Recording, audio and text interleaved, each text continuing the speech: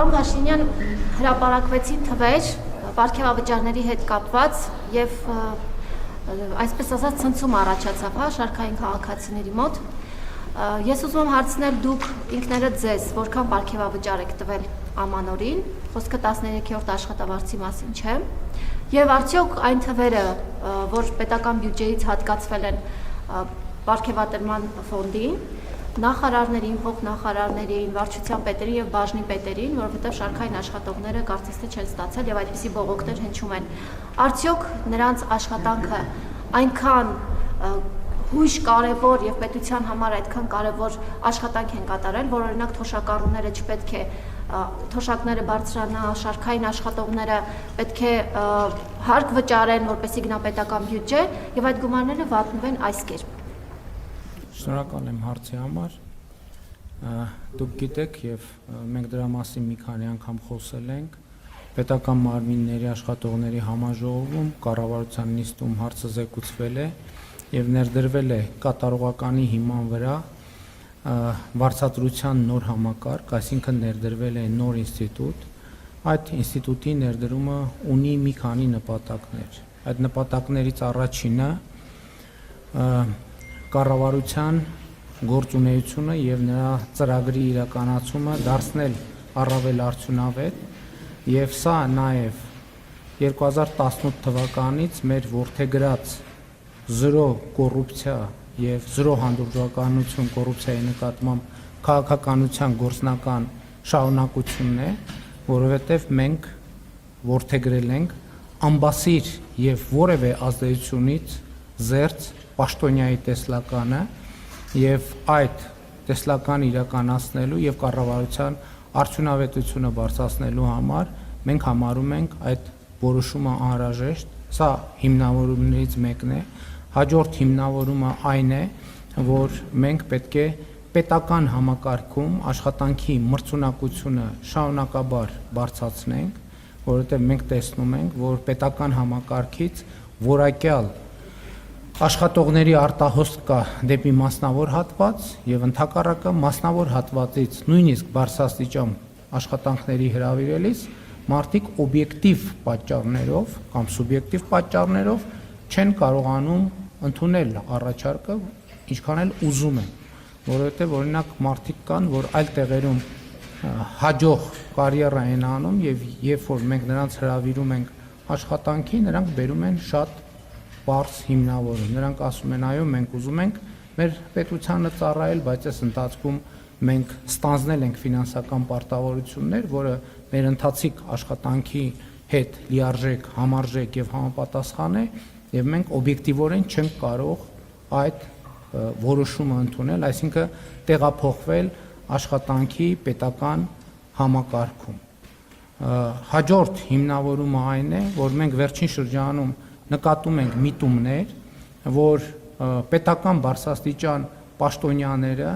որոշակիորեն իրենց իրավունքները պաշտպանելու առումով խնդիրներ են ունենում, ինչու, որովհետև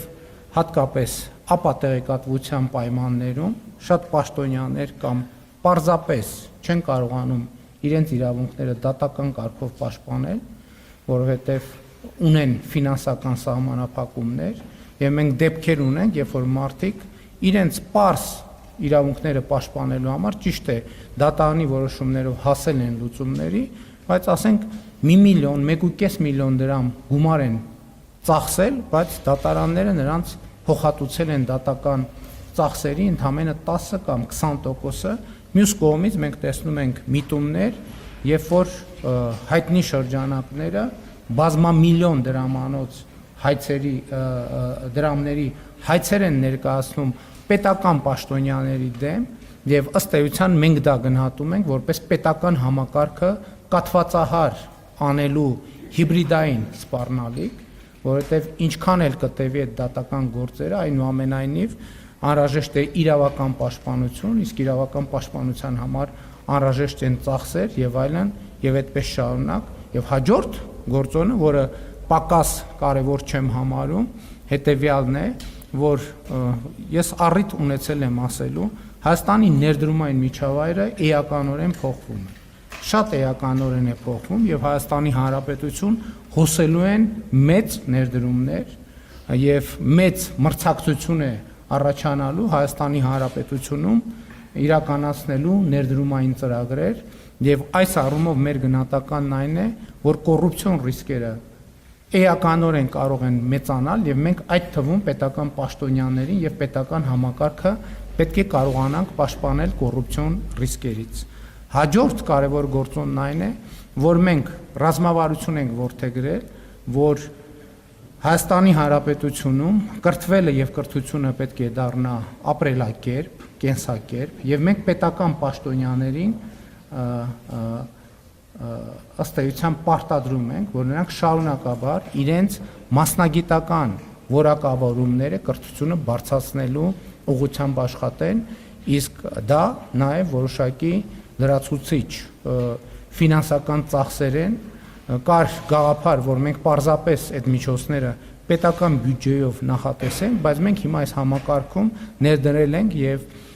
վարձատրության մի որոշակի մասը, բավական էական մասը պետք է ծախսվի մասնագիտական հմտությունները զարգացնելու ուղղությամբ եւ սա նույնպես շատ կարեւոր արձանագրում է եւ ուզում եմ ասել ամենակարևոր արձանագրումն այն է, որ այս ամենի արդյունքում պետական կառավարման համակարգի աշխատանքը պիտի դառնա եւ դառնում է ավելի արդյունավետ եւ պետական կառավարման համակարգի արդյունավետության առաջնային շահառուները թոշակառուներն են, սոցիալական խոցելի խավերը, որոնք, ինչպես տեսնում եք, շատ երկար ժամանակ ցածր եւ ծրարով աշխատավարձ ստանալու պայմաններում այնպես չի, որ շատ բան փոխվել է։ Այս օրինակ մեր ընդդիմության ներկայացուցիչները, ովքեր ժամանակին եղել են իշխանություն եւ դա արձանագրված է բազմաթիվ քրեական գործերով, այդ թվում երկրի ղեկավարի ընտանիքի անդամից ծրարով աշխատավարձ են ստանալիս եղել։ Եվ դա կոռուպցիոն երևույթ է։ Մյուս կողմից մնացած բոլոր հիմնավորումները ես կարծում եմ, որ այո, այդ որոշումը անհրաժեշտ է կայացնել, այդ թվում պետությունը եւ պետական ինստիտուտները ուժեղացնելու մեր ռազմավարության շրջանակներում, ինչ վերաբերվում է ինձ, նախկինում ես այդ համակարգից երբեք չեմ օգտվել, բայց սա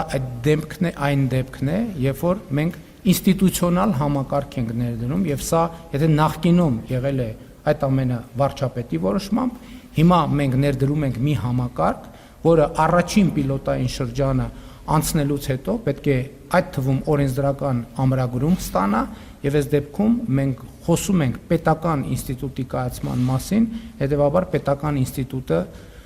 եւ պետական ինստիտուտը պետք է իր տրամաբանությամբ գործի եւ բրգաձև այդ տրամաբանությունը պետքա գործի։ Հաջորդ գործոնն այն է, որ այս համակարգը թույլ է տալու, որպեսզի պետական համակարգում աշխատողների նկատմամբ ցուցաբերվի անհատական վերաբերմունք եւ այդ թվում գերատեսչությունների ղեկավարները աշխատանքը եւ ժամանակը առավել արդյունավետ կառավարելու հնարավորություն ունենան, առավել արդյունավետ աշխատողներին կարողանան խրախուսել պատշաճ ձևով եւ պակաս արդյունավետ աշխատողներին չխրախուսեն կամ խրախուսեն իրենց աշխատանքի համապատասխան։ Ներողություն, այսինքն ճիշտ հասկանամ, որ դուք ինչ որ ես ասացի, ներողություն, մի րոպե սպասեք, իմ պատասխանը տեսագրվեց, ձայնագրվեց, նորից կլսեք, ես ինքս ինձ չեմ պարգևատրել պետական որոշման շրջանակներում ես ամսական, եթե չեմ սխալվում, 1.5 միլիոն դրամի չափով վարձատրության ավելացում եմ ունեցել։ Այդ համակարգով 1.5 միլիոն դրամի վարձատրություն եմ ստացել։